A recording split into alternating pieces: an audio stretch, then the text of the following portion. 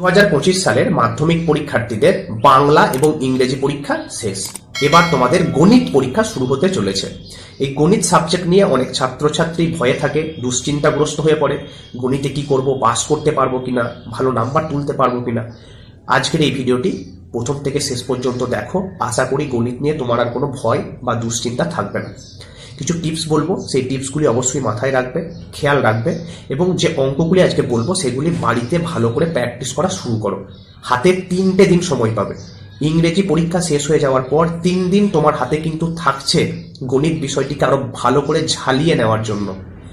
গণিত বিষয় নিয়ে বেশি দুশ্চিন্তা করো না, ভয় পেও না। যদি বেশি ভয় পাও সেই ক্ষেত্রেই পরীক্ষা কিন্তু খারাপ হয়ে যায়। এইটুকু কনফিডেন্ট নিয়ে থাকো যে আমি যা পড়েছি এতদিন ধরে, আমি সেখান থেকে অবশ্যই কমন পাবো। আর যে গণিতের যে অঙ্কগুলি আমি আজকে বলছি সেগুলি বাড়িতে এখন থেকে প্র্যাকটিস করো। হাতে তো বেশ কয়েকদিন সময় রয়েছে, আশা করি আর কোনো দুশ্চিন্তা তোমার থাকবে না।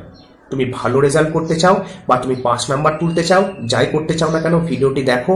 আমি এটুকু বলছি, তুমি নিরাশ বা হতাশ কিন্তু হবে না। বুঝতে পারলে?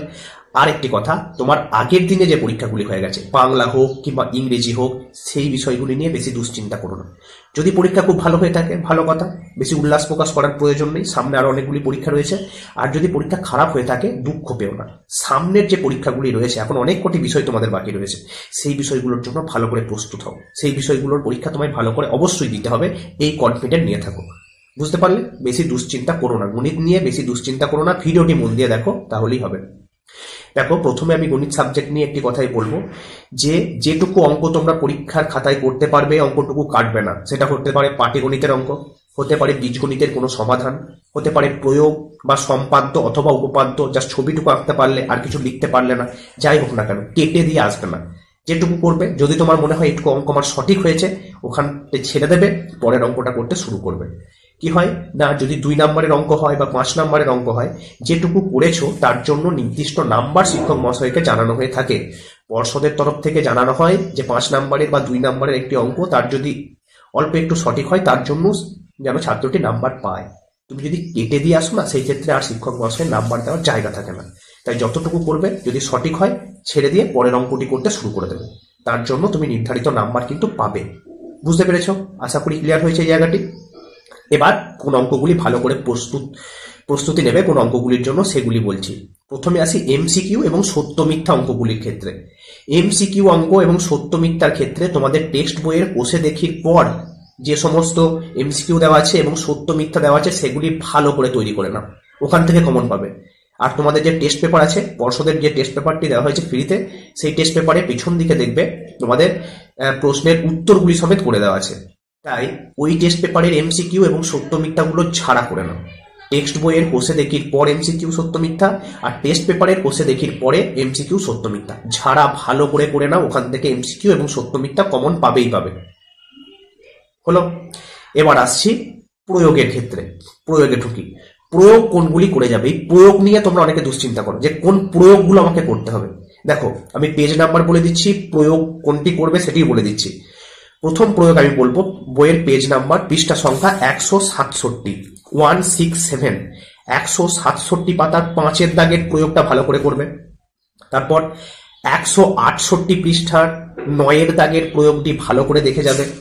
নেক্সট 259 পৃষ্ঠা, 259, 259 পৃষ্ঠার কোষে দেখি 18.4 5 প্রয়োগটি ভালো করে দেখবে। তারপর 252 পৃষ্ঠার 18 দাগের প্রয়োগটি দেখে যাবে এবং 257 পৃষ্ঠার 24 দাগের প্রয়োগটি ভালো করে দেখে যাবে। এই কয়েকটি প্রয়োগ তোমাকে করে যেতেই হবে। যারা ভাবছো এগুলি ছাড়াও আমি কিছু করতে চাই, তাদের জন্য বাকি কয়েকটি বলছি। যে কটি প্রয়োগ বললাম এগুলি সকলেই করে যাও। যারা একটু ভালো রেজাল্ট করবে বলে ঠিক করছো, ভাবছো এর থেকে আর কয়েকটি বেশি করে যায়, যদি কমন না আসে সেই ক্ষেত্রে তাদের জন্য আরো কয়েকটি প্রয়োগ বলে দিচ্ছি, সেগুলি দেখে যাবে। 133 পৃষ্ঠার কোশ্চেন নাম্বার 7, এই প্রয়োগটি অবশ্যই দেখবে। 63 পৃষ্ঠার 10 দাগের প্রয়োগটি দেখে যাবে। 62 পৃষ্ঠার 9 দাগের প্রয়োগটি দেখবে এবং 288 পৃষ্ঠার 6 দাগের যে প্রয়োগটি দেওয়া আছে সেই প্রয়োগটি দেখে যাবে। এই কটা প্রয়োগ দেখে গেলেই এখান থেকে একটি প্রয়োগ তুমি কমন পাবে। হলো? আচ্ছা, এবার আসছি সম্পাদ্যের ক্ষেত্রে। আমি বারবার সম্পাদ্যের ক্ষেত্রে বলেছিলাম, আবারও বলছি, সম্পাদ্যের ক্ষেত্রে তোমরা দুটি সম্পাদ্য জাস্ট দেখে যাবে। একটা হচ্ছে অন্তবৃত্ত অঙ্কন, আর দুই হচ্ছে মধ্য সমানুপাতি নির্ণয়। আবারও শুনে নাও, অন্তবৃত্ত অঙ্কন এবং মধ্য সমানুপাতি নির্ণয়, এই দুটো তোমরা পরীক্ষায় পাবেই পাবে। তুমি যদি মনে করো আমি শুধু অন্তবৃত্ত অঙ্কনটা ভালো করে দেখে যাব, তাই দেখে যাও, অন্তবৃত্ত অঙ্কন থেকেই কমন পাবে, অথবা মধ্য সমানুপাতি নির্ণয়। আমি বলবো দুটিই দেখে যাও, অন্তবৃত্ত অঙ্কন, মধ্য সমানুপাতি নির্ণয়, দুটো সম্পাদ্যই দেখে যাও। দুটোর মধ্যে একটা কমন তো পাবেই, যদি ভাগ্য ভালো হয় দুটোই তুমি কমন পেয়ে যেতে পারো। হয়ে গেল সম্পাদ্যের পাঠ। তাহলে এমসিকিউ সত্য মিথ্যা থেকে বলে দিলাম, সম্পাদ্য বললাম, প্রয়োগ বললাম। এবার উপপাদ্য, জাস্ট 3টে উপপাদ্য করে যাও, 3টে, বারবার বলছি জাস্ট 3টে করে যাও। কি কি করে যাবে না, উপপাদ্য নাম্বার 48 করে যাও, উপপাদ্য নাম্বার 49 করে যাও, আর উপপাদ্য নাম্বার 50 করে যাও। 48, 49, 50 এই 3টে করে যাও। 48 নাম্বার উপপাদ্য তোমাদের বই আছে 255 পৃষ্ঠায়, 49 নাম্বার উপপাদ্য তোমাদের বই আছে 285 পৃষ্ঠায়, এবং 50 নাম্বার উপপাদ্য এটি আছে তোমাদের বইয়ে 286 পৃষ্ঠায়। এই 3টি উপপাদ্য করে যাও। ঠিক আছে, এই 3টি উপপাদ্য ছাড়াও যদি কেউ এক্সট্রা করে যেতে চাও, এই 3টে করে যাও, তার সাথে আরো 3টি বলছি। কি কি? উপপাদ্য নাম্বার 32, উপপাদ্য নাম্বার 33, উপপাদ্য নাম্বার 38।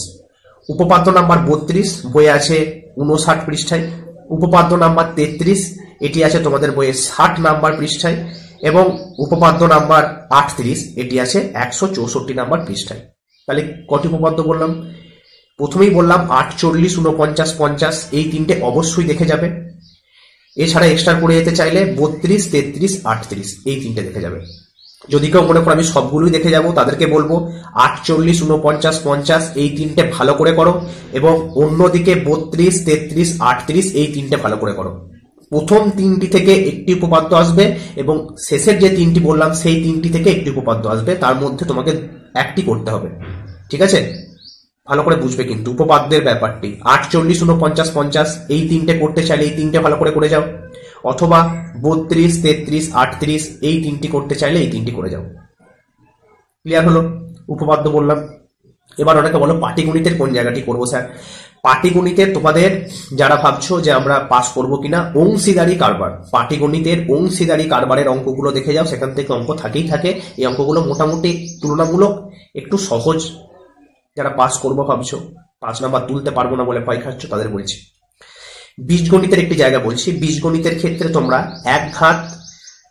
এক চল বিশিষ্ট দ্বিঘাত সমীকরণের সমাধান, এক চল বিশিষ্ট দ্বিঘাত সমীকরণের সমাধানের অঙ্কগুলো ভালো করে দেখে যাও। এই জায়গাগুলো ভালো করে দেখে যাও, 5 নাম্বার তুমি অনায়াসেই তুলতে পারবে। বুঝতে পেরেছো? কোনো দুশ্চিন্তা তোমাদের আর থাকবে না। যে জায়গাগুলি বললাম, এমসিকিউ এর বললাম, তোমাদের সত্য মিথ্যা, প্রয়োগ, উপপাদ্য, সম্পাদ্য, বীজগণিত, পাটিগণিত, কিছু কিছু জায়গা আমি তুলে ধরলাম। যারা ভয় খাচ্ছিলে 5 নাম্বারের জন্য, তাদেরকে বলে দিলাম এই জায়গাগুলো ভালো করে দেখো। এখান থেকে তুমি কিন্তু পরীক্ষায় প্রশ্ন কমন পাবে। শুধু 5 নাম্বার না, তার থেকে ভালো নাম্বার নিয়ে তুমি পাস করে যাবে গণিত সাবজেক্টে। আর যেটুকু অঙ্ক তোমরা পরীক্ষার হলে করবে, সমাধান হোক পাটিগণিত হোক, যতটুকু করবে কেটে দিয়ে আসবে না। যেটুকু করেছো যদি সঠিক হয়, তার জন্য তুমি অবশ্যই কিন্তু নির্ধারিত নাম্বার পাবে। বুঝতে পেরেছো? এই জায়গাটি মাথায় রাখবে। পরীক্ষার হলে ঠান্ডা মাথায় পরীক্ষা দিও। যে জায়গাগুলি বললাম 3 দিন সময় পাচ্ছ, ভালো করে তৈরি হয়ে নাও। ঠিক আছে, তোমাদের সকলের গণিত পরীক্ষা ভালো হোক। বিশ্ব স্টাডিওয়ালা ইউটিউব পরিবারের পক্ষ থেকে এই শুভকামনা করে আজকের এই ছোট্ট ভিডিওটি এখানেই শেষ করছি।